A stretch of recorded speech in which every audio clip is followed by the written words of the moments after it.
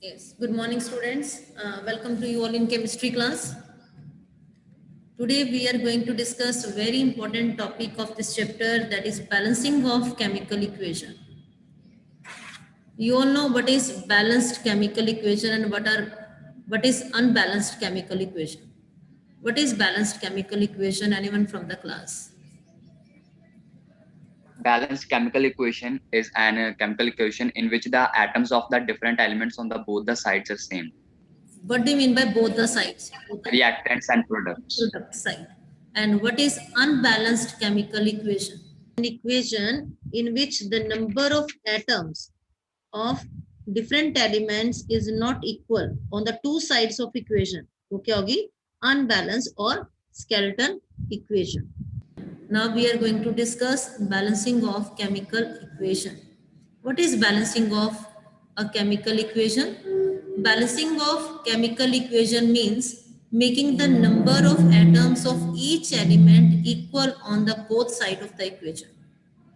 Balancing of chemical equation means making the number of atoms of each element equal on the both side of equation. Now,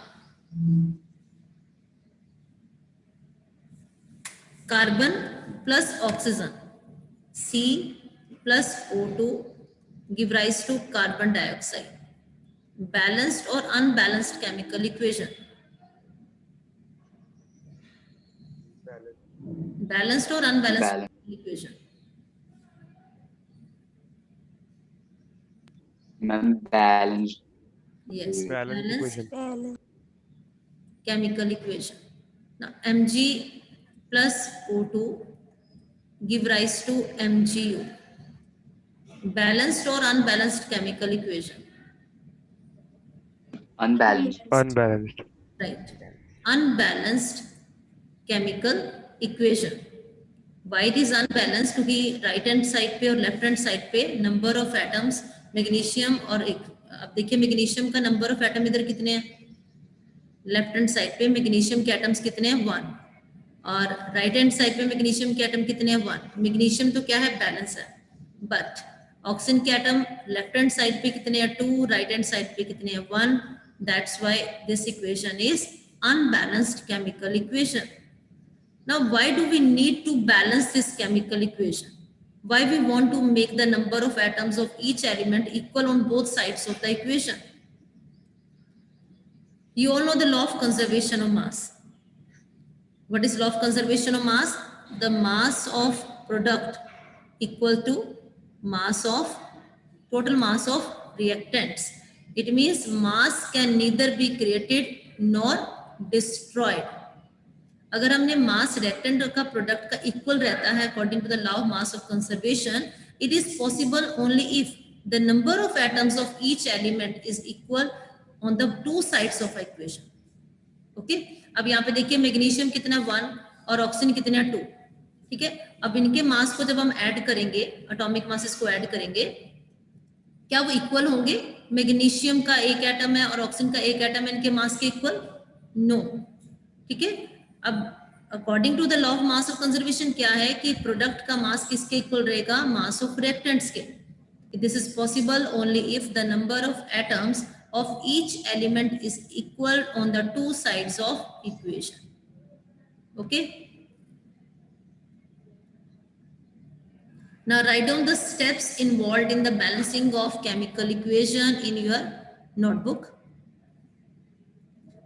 first step क्या होता है किसी भी equation को balance करने के लिए? First right the skeleton chemical equation. जो भी हमें रिएक्शन लिखी बताई गई है, पहले हम उसकी क्या लिखेंगे? Skeleton chemical equation, that is unbalanced chemical equation. Next, write the number of atoms of different elements on left hand side and right hand side. Left hand side means reactant side and right hand side means product side. Third क्या है? Select the biggest formula to start balancing. अब जब भी अपने equations को balance करना है, उस इक्वेशन में जो भी बिगेस्ट फॉर्मूला है आपने उसको सिलेक्ट करना है. Select the biggest formula to start the balancing. First balance the element of this compound which has the highest number of atoms and then balance other elements one by one. अभी आप लिख लीजिए, जब हम example के साथ आपको बताएंगे फिर आपको क्लियर हो जाएगा. नेक्स्ट है, if selection of the biggest formula appears inconvenient, balance the atoms of that element which occur at minimum number of places on the both side of the equation. Both side means reactant and product side. Last में हम check करेंगे the correctness of balanced equation by counting the number of atoms of each element on the two sides of equation. Start करते हैं balancing of chemical equation with example of magnesium plus oxygen give rise to magnesium oxide. Magnesium Mg, oxygen O2, magnesium oxide MgO. First step क्या है कि count the number of atoms of each element on left hand side and right hand side, that is on reactant side and product side. तो count करते हैं. Magnesium Mg, left hand side पे कितने number of atom है magnesium के? 1.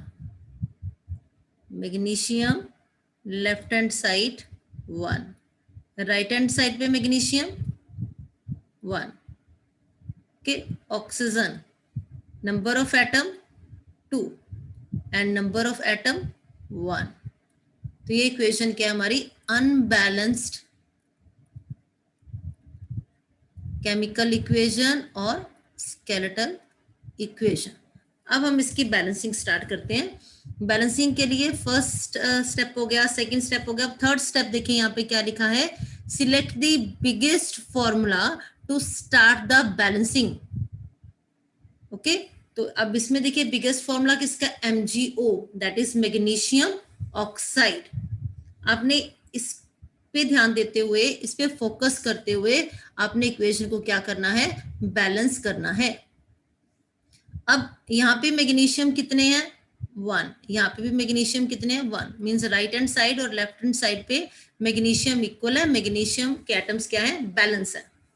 Okay, अब oxygen यहाँ पे कितने? लेफ्ट हैंड साइड पे 2 और राइट हैंड साइड पे कितने हैं? 1. मैग्नीशियम के एटम्स क्या है? बैलेंस नहीं है. अब मैग्नीशियम के एटम्स को हमने बैलेंस करना है. ठीक है, एक बहुत इंपॉर्टेंट पॉइंट नोट कीजिए यहाँ पे, to make the number of atoms, number of atoms of any element equal on both side, reactant and product side,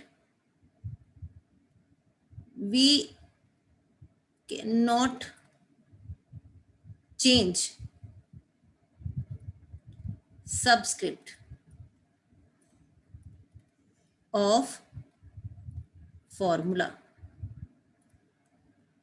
ठीक है, अब मुझे ऑक्सीजन के 2 एटम्स यहाँ पे लिखने हैं ना, तो मैं ऐसे नहीं लिखूंगी MgO2. यहाँ सब्सक्रिप्ट मुझे चेंज नहीं करना, इट्स रॉन्ग. तो जो फॉर्मूला है वो फॉर्मूला ही रहेगा MgO. मैग्नीशियम ऑक्साइड सबको पता है क्या होता है MgO. Magnesium Mg2 positive, oxygen 2 negative, और ये फॉर्मूला क्या बन जाता है? MgO. अब ऑक्सीजन को बैलेंस करने के लिए आप सब्सक्रिप्ट की फॉर्म में नहीं लिखेंगे. To make the number of atoms of any element equal on both side, we can not change the subscript of formula. ठीक है, यहाँ पे MgO ही रहेगा. ओके, अगर हमें बैलेंस करना है तो हमने क्या करना है? We can place a suitable number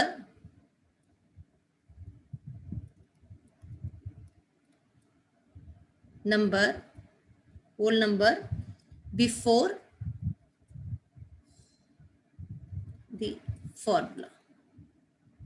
ठीक है, अब मैग्नीशियम ऑक्साइड मुझे चाहिए ऑक्सीजन 2, तो हमने क्या कर देना? फॉर्मूला के आगे लिखना है MgO के आगे क्या लिखना है? 2. अब इसमें क्या होगा? ऑक्सीजन के एटम्स 2 हो गए हैं, तो मैग्नीशियम के एटम्स भी कितने हो गए हैं? 2. ओके, जैसे हम यहाँ पे अमोनिया अगर हो NH3, अगर हम इसके आगे 2 लगा देते हैं, अब नाइट्रोजन के कितने एटम्स हो गए? 2. और हाइड्रोजन के कितने एटम्स हैं? 3 2 6. नाइट्रोजन के कितने एटम्स हो गए यहाँ पे? 2, और हाइड्रोजन के कितने हो गए? 6. ठीक है, जो भी नंबर आप आगे लिख रहे हो फॉर्मूला के, that multiplies every atom of that formula. अब इक्वेशन क्या हो जाएगी, Mg plus O2 give rise to 2 MgO। Now magnesium 1, but यहाँ पे मैग्नीशियम कितने हो गए 2, तो हम यहाँ पे क्या लिख देंगे 2। अब हमारी बैलेंस्ड केमिकल इक्वेशन क्या होगी, 2Mg plus O2 give rise to 2MgO। Now magnesium left hand side पे बताइए कितने हैं 2, राइट हैंड साइड पे भी कितने हैं 2, ठीक है। और ऑक्सीजन 2 लेफ्ट हैंड साइड पे और 2 ही राइट साइड पे। ये आपकी इक्वेशन क्या है, बैलेंस्ड केमिकल इक्वेशन।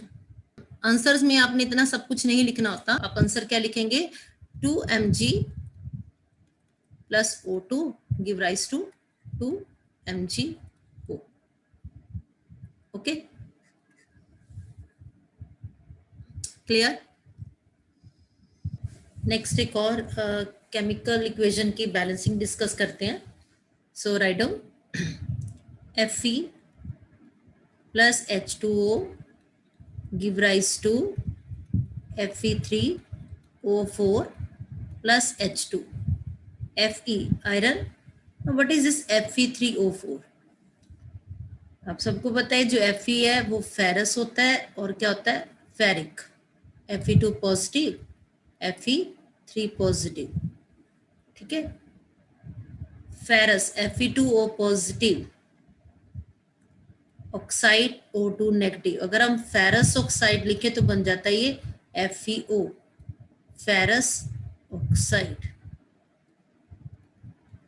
अगर ये Fe3 पॉजिटिव की फॉर्म में है, Fe3 पॉजिटिव O2 नेगेटिव, ये फॉर्मूला हो जाता है Fe2O3, फेरिक ऑक्साइड, ठीक है। फेरस ऑक्साइड हो गया FeO, फेरिक ऑक्साइड हो गया Fe2O3। Now what is this Fe3O4? Fe3O4 जो है is a mixture of ferrous oxide and ferric oxide।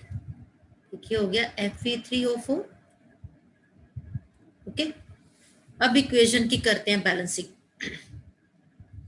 First हम काउंट करते हैं number of atoms. Fe left hand side पे 1 एंड राइट हैंड साइड पे 3। Hydrogen atoms left hand side 2, right hand side 2, equal है। Oxygen left hand side 1, right hand side 4। अब हमें balance करना है इक्वेशन को, तो इक्वेशन को बैलेंस करने के लिए हम क्या करेंगे, सिलेक्शन करेंगे बिगेस्ट फॉर्मूला की। ओके, तो बिगेस्ट फॉर्मूला इसमें कौन सा है, Fe3O4, Fe plus H2O give rise to Fe3O4 plus H2, ठीक है। बिगेस्ट फॉर्मूला कौन सा है, Fe3O4, तो आपने Fe3O4 पे फोकस करते हुए इक्वेशन को बैलेंस करना है, ठीक है। Fe कितने हैं 3, ऑक्सीजन कितने हैं 4, तो पहले हम ऑक्सीजन को बैलेंस करते हैं। H2 के आगे क्या लिखेंगे 4। नेवर राइट H2O4, ठीक है। हमने क्या करना है, H2 के आगे क्या लिखना है 4। अब ऑक्सीजन कितने हो गए 4, लेकिन हाइड्रोजन के एटम कितने हो गए 8, ठीक है। अब हम नेक्स्ट बैलेंस करते हैं Fe को। Fe यहाँ पे 3 है तो यहाँ पे क्या लिख देंगे 3। अब ऑक्सीजन भी बैलेंस हो गया और Fe के एटम्स भी बैलेंस हो गए। अब हाइड्रोजन, हाइड्रोजन यहाँ पे कितने हैं 8 और यहाँ पे कितने हैं राइट हैंड साइड पे 2, तो हम इसको मल्टीप्लाई कर देंगे 4 से। अब आपकी बैलेंस्ड केमिकल इक्वेशन क्या होगी, 3Fe plus 4H2O give rise to Fe3 O4 plus 4H2. First equation है आपकी H2 plus Cl2 give rise to HCl. Now balance this equation. 2HCl. Right, 2HCl. H2 plus Cl2 give rise to 2HCl. Next, Na, what is Na? Sodium plus Cl2 chlorine give rise to sodium chloride. Now balance this equation. Left hand side पे Cl कितने हैं 2 और right hand side पे कितने हैं 1, तो यहाँ में हम क्या लिख देंगे 2. अब उसे सोडियम भी क्या हो गए 2, तो यहाँ पे भी हमने क्या लिख दिया 2. Now is this equation is balanced equation? Yes, ma'am, it's Yes. balanced. Balanced. Now next equation, N2 plus H2 give rise to NH3. What is N2? Nitrogen. What is H2? Hydrogen. And what is NH3? Ammonia. NH3 क्या है? Ammonia. Ammonia. Now balance this equation. N2 plus H2 give rise to NH3. Nitrogen 2, nitrogen 1, hydrogen इस side पे 2 और इस side पे 3. Biggest formula NH3 है, तो NH3 पे फोकस कीजिए और इक्वेशन को बैलेंस कीजिए. Nitrogen hydrogen left hand side पे 2, 1 और यहाँ पे 2, 3. Balance this equation.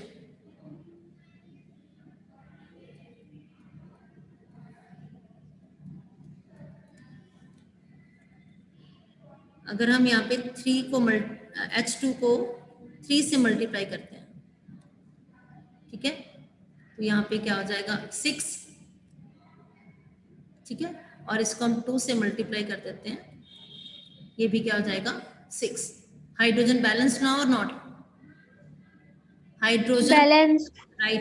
Balanced. अब जब इसके आगे NH3 के आगे 2 लिखा है बेटा, तो मीन्स हाइड्रोजन तो 6 हो गए. अब नाइट्रोजन भी कितने हो गए 2. Yes, ma'am. Equation is balanced और नॉट? Balanced. बैलेंस्ड. बैलेंस यहाँ पे क्या हो जाएगा 3 और यहाँ पे क्या हो जाएगा 2, ठीक है. N2 plus 3H2 give rise to 2NH3. Next equation Zn plus HCl give rise to ZnCl2 plus H2. Now balance this equation बच्चे.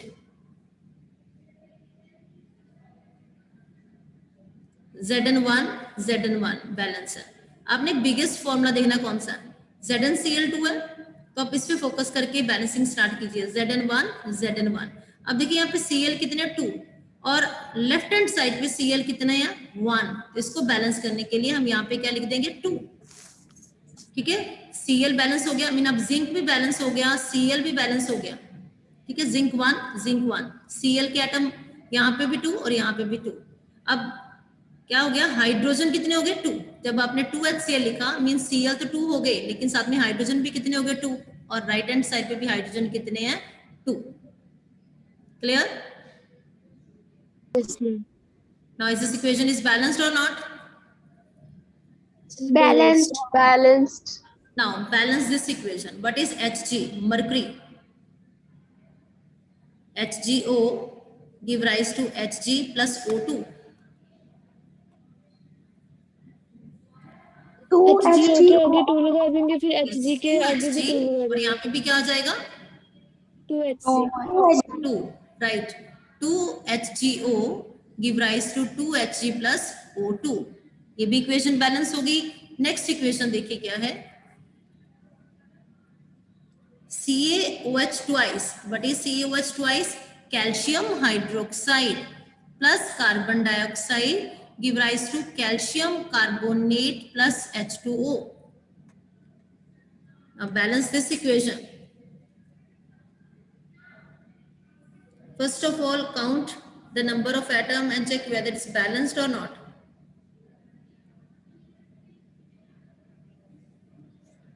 Calcium 1 on both sides. Calcium carbonate, sorry, calcium hydroxide ना.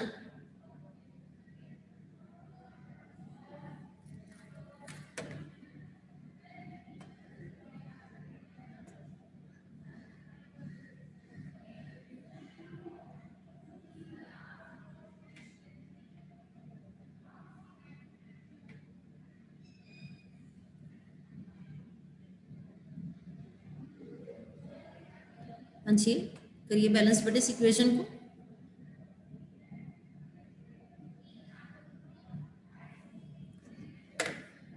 First क्या लिखा है, CaOH twice plus CO2 give rise to calcium carbonate plus H2, यही है। Okay, now elements present in it, calcium, carbon, oxygen, hydrogen. ठीक है, left hand side पे बताइए कैल्शियम कितने हैं। Yes, calcium to left hand side 1, right hand side पे भी 1। 1 now carbon 1, carbon 1। Okay, oxygen count कीजिए बेटा। Oxygen Four. Left hand side पे 4 4. यहाँ पे 2 लिखा है, यहाँ पे ऑक्सीजन कितने हो गए, ब्रैकेट में है ना, ऑक्सीजन कितने हो गए 2, यहाँ पे ऑक्सीजन कितने हैं 2, और यहाँ पे भी ऑक्सीजन कितने हैं 2, टोटल कितने हो गए 4। 4. अब राइट हैंड साइड में मुझे ऑक्सीजन बताइए कितने हैं, 3 + 1 कितने हो गए 4. 3 + 1 4, राइट बच्चे। And hydrogen left hand side 2 2. Right hand side 2, तो इक्वेशन क्या है, बैलेंस्ड ही है। बैलेंस्ड। ठीक है, सो ये इक्वेशन ऐसा रहेगी because it's a balanced chemical equation. Next, Mg + N2 give rise to Mg3N2, Mg + N2 give rise to Mg3N2। What is Mg? 3 Mg. Magnesium and 3 Mg. Yes, right, 3 Mg. 3 Mg. What is Mg3N2? Magnesium nitride. Okay. Now balance this equation. Mg magnesium, CO2 carbon dioxide, MgO magnesium oxide, then C carbon.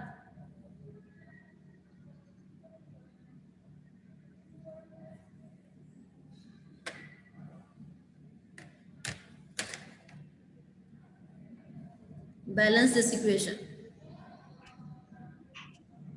mg के आगे 2 लगा देंगे और उधर भी 2 लगा देंगे। Yes, carbon dioxide CO2 है, तो क्या करोगे, यहां से बैलेंसिंग स्टार्ट करोगे। ठीक है, ऑक्सीजन को बैलेंस करने के लिए यहाँ पे क्या हो जाएगा 2, अब यहाँ पे भी क्या हो जाएगा 2 होगी इक्वेशन बैलेंस बच्चे। ना any doubt in this slide? Now balancing by hit and trial method is clear to you all? Yes, ma'am. Now write down the points to make chemical equations more informative.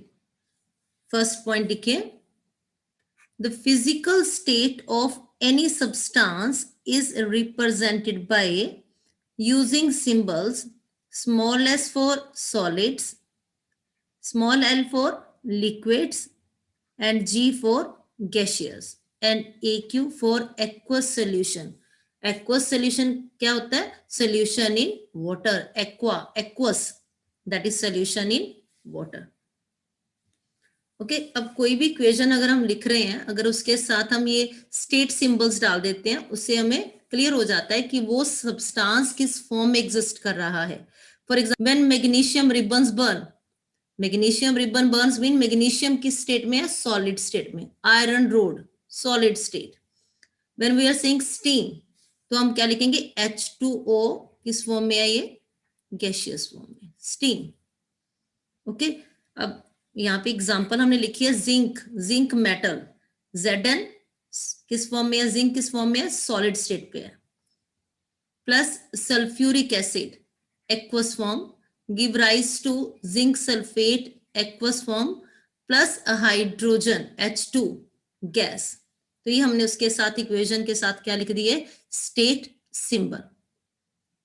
Okay, now physical state of any substance is represented by using symbols small s for solids, L for liquid, and G for gaseous, AQ for aqueous solution।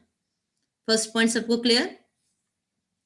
Next point देखिए क्या लिखा है हमने, the gaseous product if any, मैं फिर से repeat करती हूँ, gaseous product if any may be represented bye putting an arrow upward along with it. अब ये इक्वेशन देख लीजिए जिंक वाली, zinc plus sulphuric acid give rise to zinc sulphate plus hydrogen. इसमें एक प्रोडक्ट हमारा क्या है, हाइड्रोजन है जो गैसियस फॉर्म में है, and it may be represented by using upward arrow. अब यहाँ पे भी हमने सेम इक्वेशन को लिखा है, लेकिन यहाँ पे हमने हाइड्रोजन के साथ क्या लिखा है, upward arrow.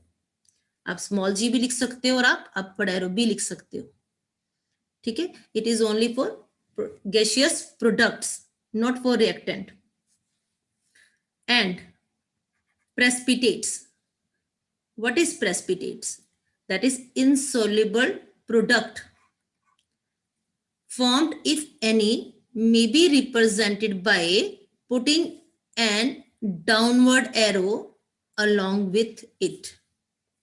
For example, BaCl2 barium chloride aqueous solution plus sodium sulfate aqueous solution.